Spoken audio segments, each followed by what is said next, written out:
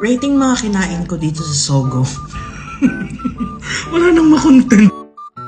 Para clear lang lahat ha, nandito ako sa Sogo dahil kung ano-ano iniisip nyo, hindi. Nandito ako dahil naiwanan ako ng bus at wala akong matutulugan at tain-tain na ako.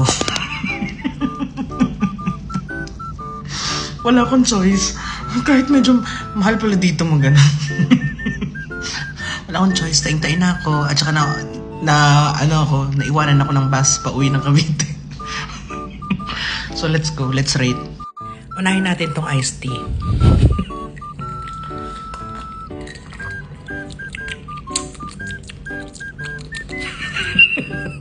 Lasang iced tea, 7 out of 10. Sunod naman ay itong gravy. Ang lasa ng gravy, ayan.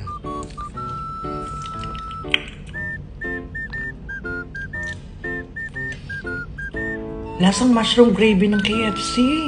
Yung libre. In fairness, sige, 10 out of 10. Sunod naman yung chicken. Naubos ko na isang. Pero, let's try pa din. Malutong pa to kanina.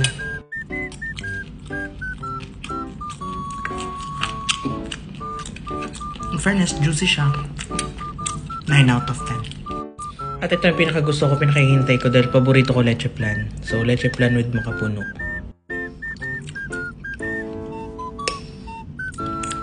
Hindi siya ganun katamis.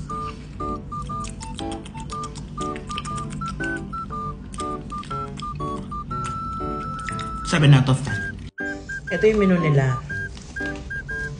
In fairness, akala mo sa Chowking, oh. Huwag kayong mag-inarte, yan lang kaya ng budget ko. So, ayan. Follow for more.